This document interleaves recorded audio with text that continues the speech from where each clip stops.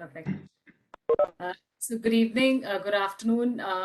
Welcome to this very special plenary session with Dr. Frick, Deputy to the Special Envoy of the UN Secretary General for the 2021 Food Systems Summit. Today's session, in a sense, is actually a year-long culmination of consultations that we have done. And Dr. Frick, we actually started the process with you having joined us last year as well. Since then, we have had a series of mini dialogues in multi-stakeholder format, working with NGOs, academia, and policymakers to be able to define actionable pathways as we move forward.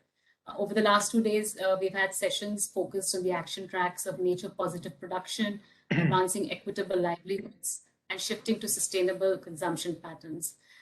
This session today, of course, for us is, while in some sense a culmination, but really the next stage of, how do we move to an actionable roadmap as we move forward. It's a pleasure and privilege to have you here with us. Dr. Frick, in addition, prior to this, has served as the Senior Director of UN Climate Change, where he was overseeing the implementation of the Paris Agreement and the Secretariat's climate action work.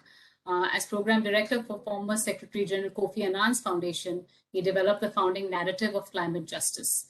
And he's also previously served as Director for Climate Change at FAO, and he was the German representative for human rights and humanitarian affairs at the UN General Assembly and served as the European Union's lead negotiator. We also have with us Mr. Sanjeev Puri, Chairman CI National Council on Agriculture and Chairman Managing Director of ITC Limited. And we're also joined with Mr. Suresh Narayanan, Chairman CI National Council on Food Processing Industries, and the Chairman Managing Director of Nestle India for this very important session. With that, to open up the session, may I please hand it to Mr. Puri and request him to share his opening remarks and address us on the role of agriculture and its role, especially on farmer incomes.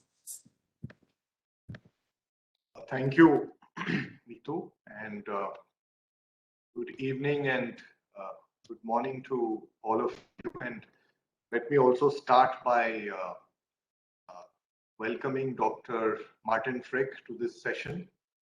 It's a privilege to have you here amongst us today.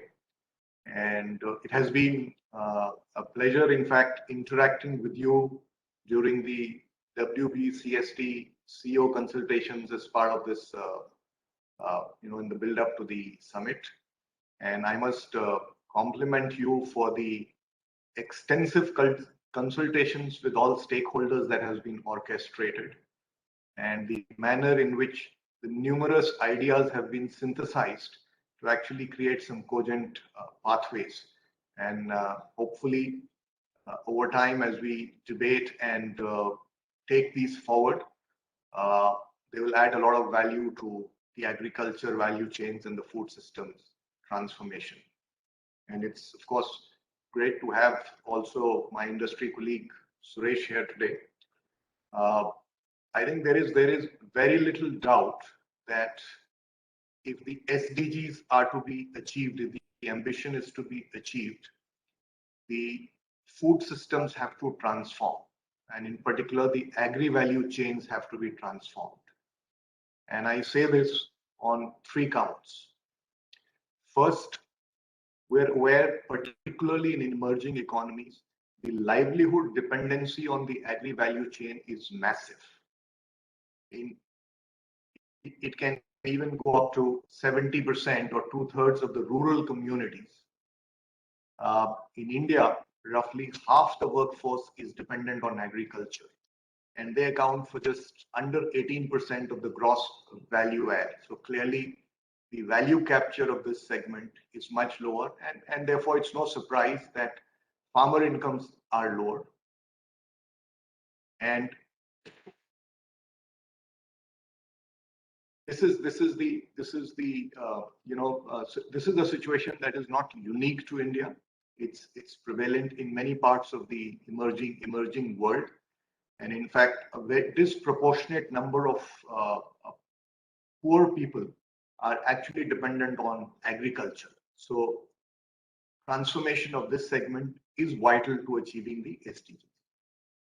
The second point I wish to make on this is that this is a segment that is very severely threatened by climate change. And climate change is not something for tomorrow. It is here. We are witnessing it every year. And every year, it's getting more intense, more severe, and causing even more damage to the agri-value chains. So it is severely threatened.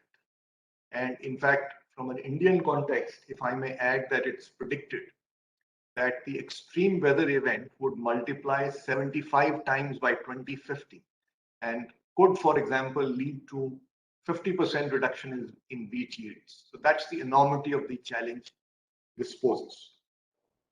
In fact, last year, a substantive amount of the soya crop in Madhya Pradesh was lost on account of adverse weather events.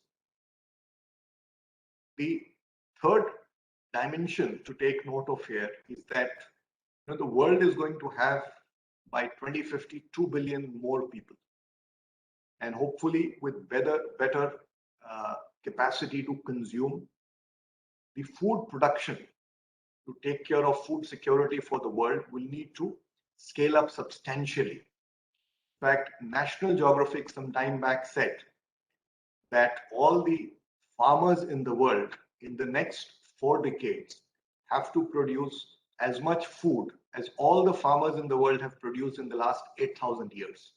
So there is really a massive scale up that's required. India too mirrors the global challenges. By 2030, we'll be home to 1.5 billion people, and there is a need to take care of food security for all the people living on the planet, and hopefully with a better consumption pattern. Now, and this has to be achieved in a scenario where the natural resources have already been depleted and continue to get depleted. So of course, this is a threat.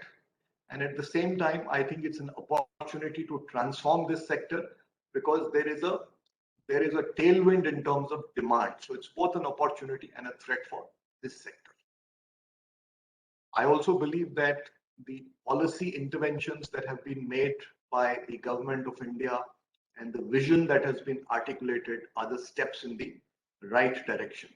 Our Honorable Prime Minister has given a clarion call for doubling farmer incomes, for producing more crop per drop, a very, very sharp articulation of the needs to conserve water, which is also a scarce commodity, becoming a scarce commodity in India.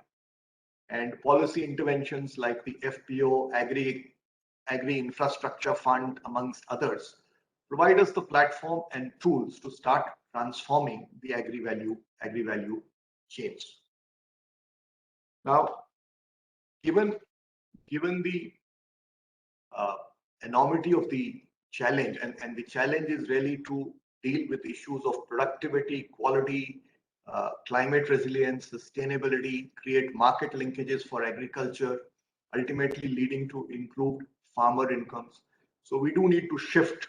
We do need to shift from what we have in India, which is a production-centric agriculture, to more demand-responsive agriculture, so that the wastages are also avoided. So that certainly needs to happen. So that is really, I would say, an Horizon 1 agenda, which is more about securing and enhancing today's dominant source of livelihoods.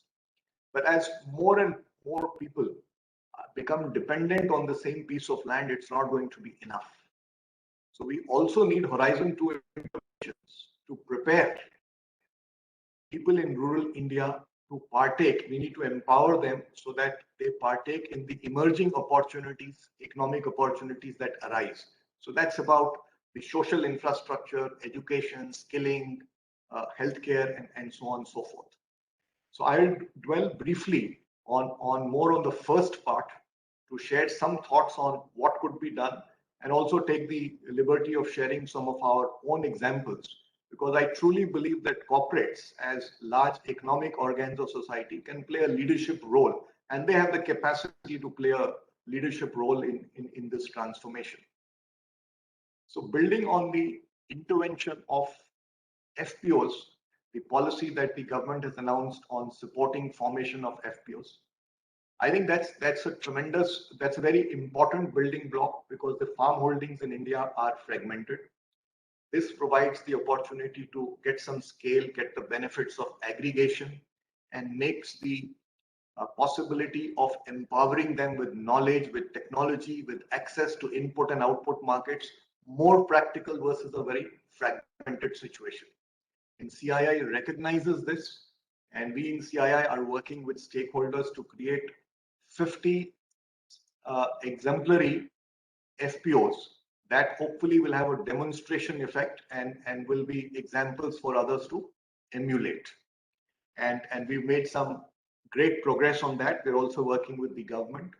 And I can say even within ITC, we are particularly very encouraged and motivated to go that path. We have in fact announced that we will create 4,000 FPOs with benefiting about 10 million farmers in the medium term. So that's going to be the building block. And once the building block is in place, we have the opportunity to empower them with the right knowledge and technology. We also need to bring in the aspect of regenerative agriculture, or what we also call as climate smart agriculture. And what is interesting to note is that what is good for the planet is actually good for the farmers' economics, because our pilots with over 250,000 farmers show that GHG emissions dropped by over 40%. Incomes in various crops have gone up between 40 to 80%. And we are encouraged by this, and we're going to take this to about 3 million acres by 2030. So this is a very interesting learning that what is good for the environment is also good for the farmer. So it creates natural incentives to go that path. We also need to address the issue of water. 54% of India is water stressed. 90% of the fresh water resources are used by agriculture. The water use efficiency is not great. So we need to work on that, and solutions such as community water harvesting and right agronomy practices for demand side efficiency. I think both of this can go a long way, and our own experience bears that out very much. We have about integrated watershed harvesting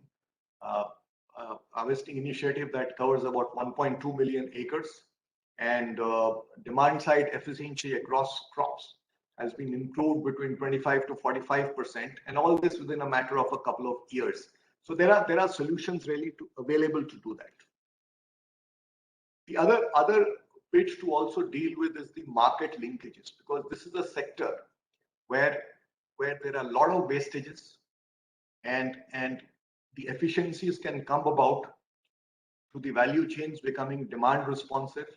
And the most powerful tool of market linkage is really food processing. And my colleague Suresh is here from the same sector. I'm sure he's going to speak about it.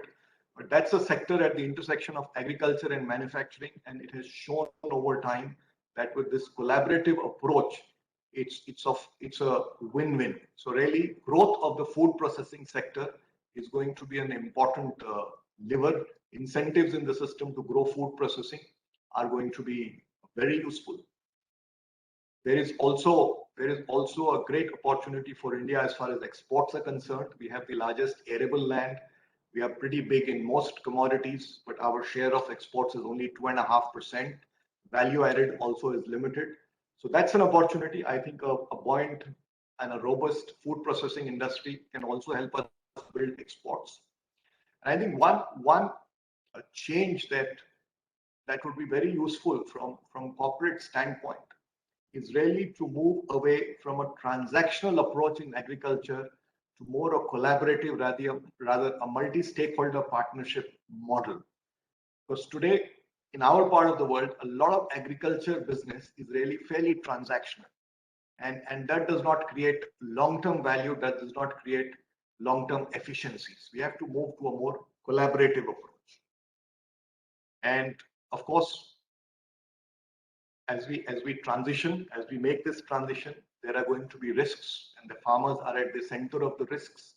They need also education. They need to equip themselves. So I think access to low-cost funding, be it in terms of grants, be it in terms of loans, be it in terms of de-risking instruments and incentives to facilitate the transition, I think are very, very essential. And I just like to also call out that what we have learned during this pandemic is that digital has become a very powerful force to bridge the gap. What did not happen in decades has happened in weeks. And here in India, we experienced that we were working with 27 aspirational districts, and we were empowering them for doubling incomes. And during the pandemic period, we did the entire engagement through digital platforms, through certain apps, about 5,000 WhatsApp groups, and the absorption was terrific. In fact, in the Kharif crop in 2020, their productivity, the incomes were up by 60%. So it really demonstrates that digital is a powerful medium of taking all this know-how to the farmers. So we are also encouraged by this, and we are also going to build on our ITC eChopal that empowers 4 million farmers. We are bringing in ITC Mars now, which is bringing state-of-the-art technology to the farmers, and with the ambition of empowering 10 million farmers. So the learning is really that digital can really do wonders. It's a very powerful tool to get across to the farmers, and it gives scalability. So that's a terrific opportunity. So these are some of my thoughts on how we could transform the agriculture value chain to improve productivity, quality, and therefore the value capture and hence farmer incomes. And along with that, as I said, we also need to look at the social infrastructure in rural catchments in the spirit of public-private partnerships. We, for example, focus on primary education, vocational training, health and sanitation. And the pandemic taught us that rural healthcare is a crying need. So we are also going to invest in rural healthcare so that the communities can be prepared to partake in the economic opportunities of tomorrow. So with this, I will end. Thank you very much. Thank you so much, Mr. Puri, for framing the trajectory that we should be moving on from production-centric to being much more demand-responsive. Also highlighting the urgency with which we need to move in terms of climate-smart agriculture, which is really something that we are witnessing the impact of as we speak. And then finally, the opportunity that lies in digital, coupled with the right capability building on social infrastructure that can really help us accelerate this journey towards equitable livelihoods and preserving our planet. Thank you so much for your address. May I now invite Mr. Suresh Narayanan, Chairman CI National Council for Processing and CMD Nestle India, to address us on aspects of food processing, especially as it relates to value addition and reducing food losses. Over to you, Mr. Narayanan. Thank you, Meetu. Dr. Martin Frick, Deputy to the Special Envoy of the UN Secretary General for the 2021 Food Systems Summit, my industry colleague, Sanjeev Puri, the Chair of the CI National Council on Agriculture and the CMD of ITC Limited. Good evening, ladies and gentlemen. Let me begin by first congratulating the United Nations towards convening the Food Systems Summit as part of the Decade of Action to achieve the Sustainable Development Goals, SDGs, by 2030. The summit aims to launch bold new actions to deliver progress across all the 17 SDGs, each of which relies to some degree on healthier, more sustainable and equitable food systems. This becomes more relevant as scientists across the world agree that transforming our food systems is amongst the most powerful ways to change course and make progress towards all 17 sustainable development goals. I'm sure that this national dialogue that we have will contribute to the Indian viewpoint on aligning with the SDGs and feeding into the UN Food Systems Summit later this month. The Ministry of Agriculture and Ministry of Food Processing have announced a series of enabling policy reforms to encourage investments across the value chain with a view to improve and strengthen the food systems in India. The time is opportune to leverage the potential of India's food processing industry and its ability to feed the world. It is well recognized that the food processing sector has multiplier effects on our economy, as also elucidated by my colleague Sanjeev Puri, being one of the largest employment creators. It provides a boost to farm incomes. It reduces massive agri-produce wastage, enables value creation through the manufacture of packaged foods, drives investment in cold chain and storage houses, manages supply chain food inflation, attracts domestic and foreign investment, and contributes to exports, among others. The sector is especially significant for the micro, small, and medium enterprises, which we call MSMEs in India, and creating non-farm jobs in rural areas, as it provides the vital linkage between industry and agriculture and is of enormous significance for India's development.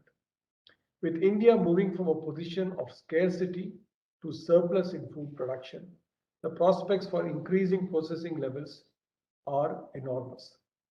At present, India's food processing levels, which are less than 10%, are much lower than its global counterparts.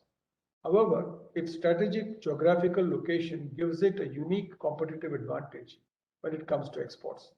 With abundant raw material supply and a huge domestic market for processed food, the conditions are right for the growth of food processing in India across all subsegments.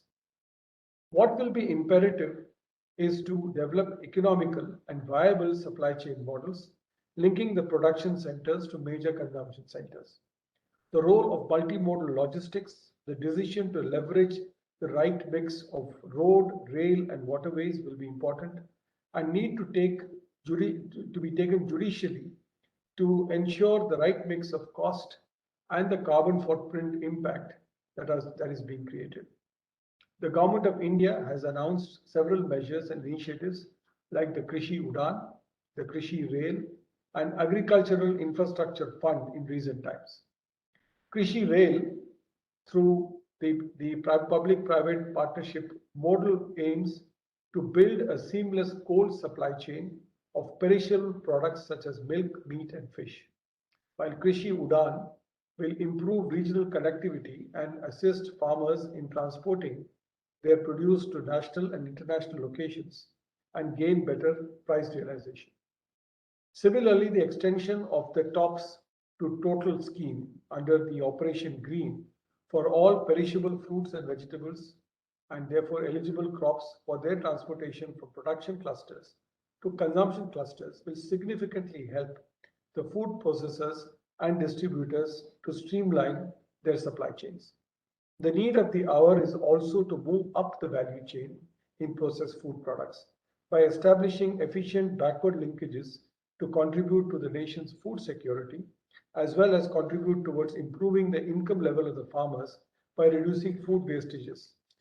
This in India, as you might be aware, are as high as $1.5 billion US dollars, or almost 92,000 crores annually, which I believe is the amount of food that the state of Bihar needs to keep itself body and soul together. And enhance food as well as processed food exports, a point that had been referred to by Mr. Sanjeev Puri, which currently stand at around 2.31% and 10.69% respectively. In the transformation ahead, every company in the food value chain, from suppliers to farmers to processors to retailers and restaurants, will be faced with new challenges, but also new opportunities. The impact is more profound for the small and medium enterprises as they have limited resources. The good news, however, is that the formalization of the micro food processing enterprises, the PM-FME scheme, with an outlay of 10,000 crores, has been announced by the government as part of the Atmanirbhar Bharat Abhiyan initiative. And this scheme would assist in nearly 200,000 micro food processing enterprises being created across the country. Also, the issues of speed and visibility in the supply chain are obviously of critical importance to food processors. Many initiatives were implemented as an immediate response to the pandemic. To meet these challenges long term, many have had to take a closer look at ways in which technology can be used to not only optimize their processes, but also increase their overall efficiencies. They recognize that the issues they address will continue to have a heightened importance. Again, here the FME's scheme will lead to enhanced compliance with food quality and safety standards and shifting from the unorganized to the formal sector. With globalization opening up in the food sector, there is opportunity to leverage cross-country supply chains and food processing capabilities to build a robust food ecosystem and at the same time transmit capital, technology, know-how, and service skills across countries. It is essential that trade in food countries as a means of economic growth and nutritional diversity for the world is created. Aligned to the SDG 12 on sustainable consumption and production, and SDG 8, which focuses on economic growth and employment, the government is focusing on developing clusters for agricultural products on a one district, one crop model. Each cluster will focus on crops which are high value or have processing and export potential. This cluster-based approach will provide significant incentives for setting up ancillary infrastructure for activities such as sorting, grading, packaging, and thus encouraging primary processing surrounding these clusters. This will further enhance and ease opportunities for the India food processing sector. Similarly, with a view to promote value addition and exports in the food processing sector, the government has launched the Production-Linked Incentive Program for Food Processing Industry that will lead to strengthening of the Indian brand of food products for global visibility and wider acceptance in the international markets, increasing employment opportunities of off-farm jobs and for ensuring remunerative prices of farm produce and higher income to farmers. Like any other interconnected supply chain, the food and agricultural supply chain involve processes between various stakeholders that require technological advancements to modernize the same with chaining environments. With the agri and food supply chains being relooked on account of the recent global pandemic, the existing supply chains models will continue to evolve. Several of the CII initiatives in the recent past that have been aligned to the SDGs have included capacity building of all stakeholders on food safety with the frameworks of the Eat Right India and the launch of the India Plastics Pact towards reducing the plastic footprint across the food industry. CII has also established a cold chain resource center with an objective to support and catalyze the development of integrated cold chain networks across the country. The center will be aligned with the overall objectives of reducing food loss, maximizing energy efficiency, reducing greenhouse emissions, optimizing time and cost in cold chain networks, and greatly aid the fact that we are one of the largest producers of perishable fruits and vegetables in the world. I must add here that the industry is also working actively on creating healthier choices for our citizens and scaling our efforts to develop safe and nutritious food, which will form the bedrock of innovation we will see in the coming decade. Finally, this will require coordinated effort of all sectors in the food chain, as was also elucidated by Mr. Puri, supported by a policy framework that aligns incentives and ensures equitable value creation for all those involved. And as CII, we stand committed to working with all stakeholders as we work towards a sustainable future. I thank you all for your patience in listening to me on the food processing industry and the ambitions that we have in enhancing value and reducing losses. Thank you very much. Thank you so much, Mr. Narayanan, for laying out some of the very recent initiatives that have been taken by the various ministries, and more specifically, the role they will play in help us catalyzing partnerships to be able to address the very important issues of inclusion and food waste and nutrition. It is now my privilege to call upon Dr. Martin Frick for his special address as the UN Food System Summit approaches very shortly. I'm sure there has been a lot of deliberation across the various action tracks. There are coalitions being formed, and we look forward to hearing from you for us to be able to also ascertain how we plug into the framework moving forward as we move towards implementation. Over to you, Dr. Martin Frick. Thank you very much, and thank you, Mr. Narayanan, and thank you, Mr. Puri, for your previous interventions, which make me very happy because you just illustrate how food is a system, how things are interdependent, and it underpins the very reason of doing this UN Food System Summit, not as a food summit as there were food summits before, but as a food system summit.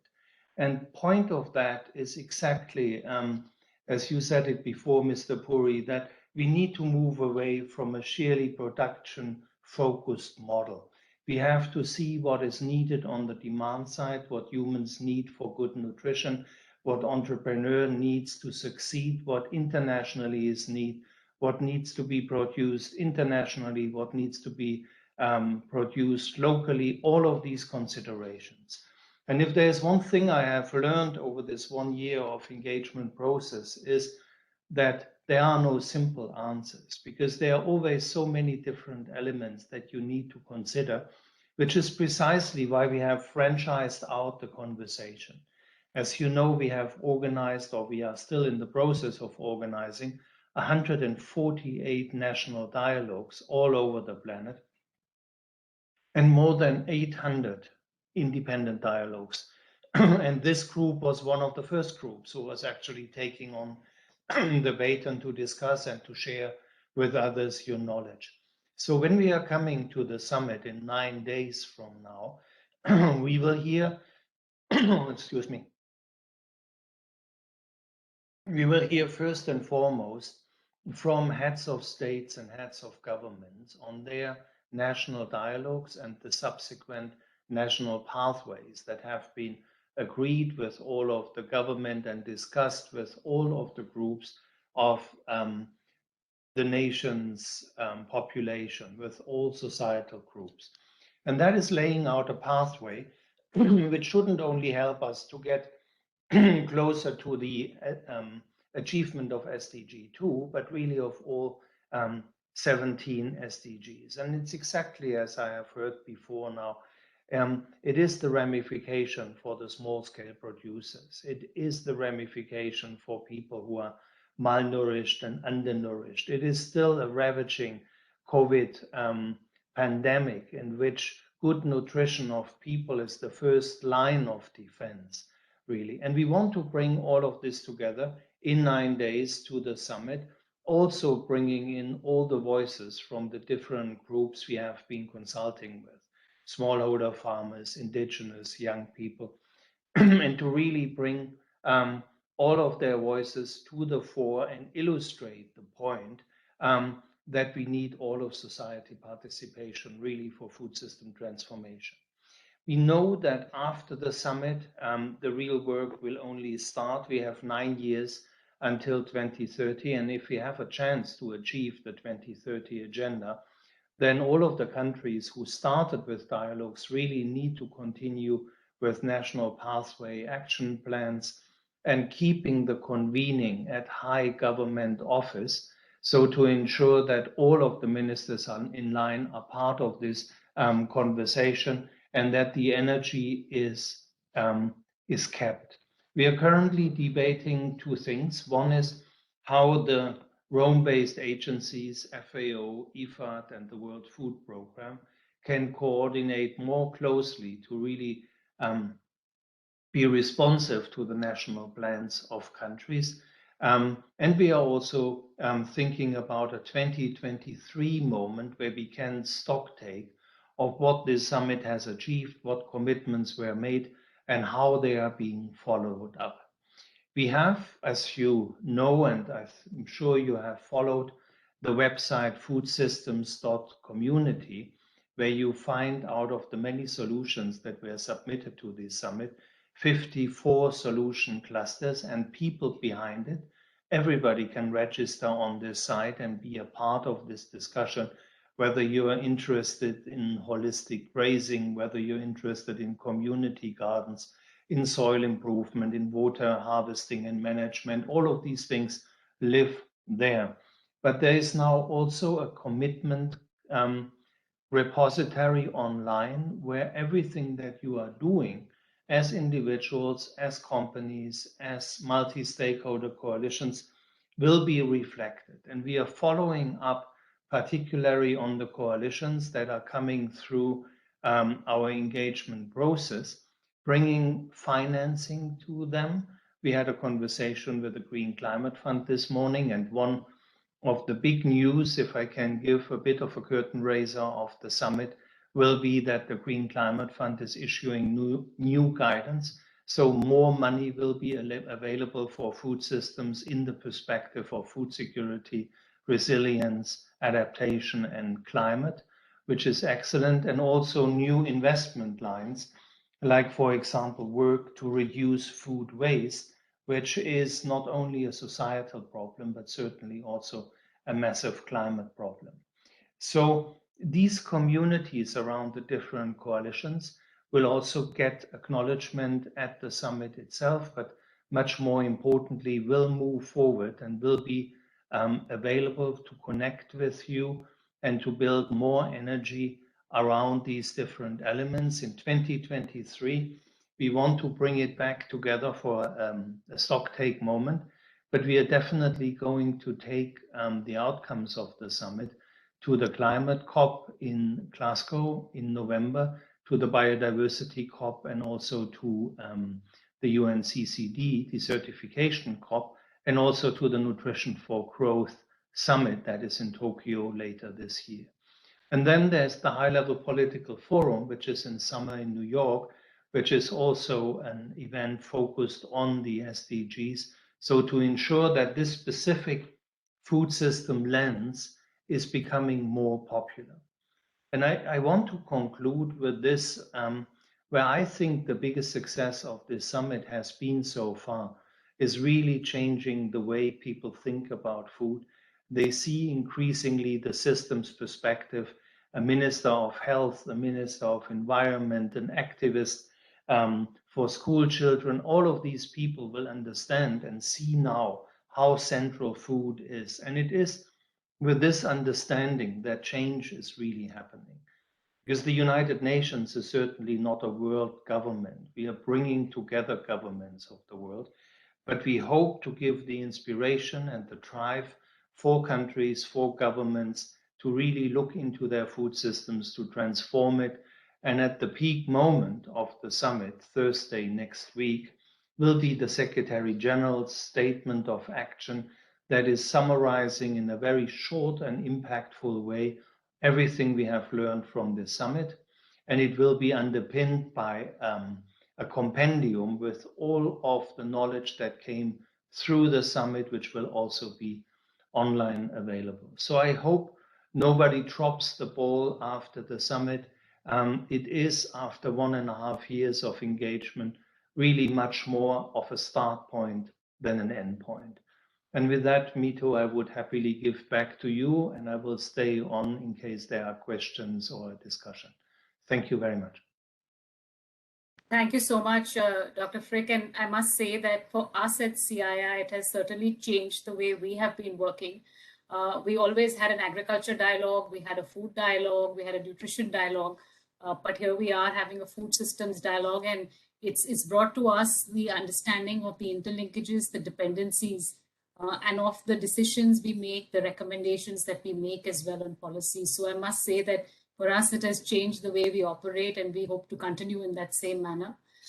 Through the summit, through the last 2 days, we've also had the involvement of IFAD, WFP, UNEP, the various secretaries in the government of India, across various departments, including rural development, the Agriculture Ministry, ICAR, food processing, and food and public distribution as well.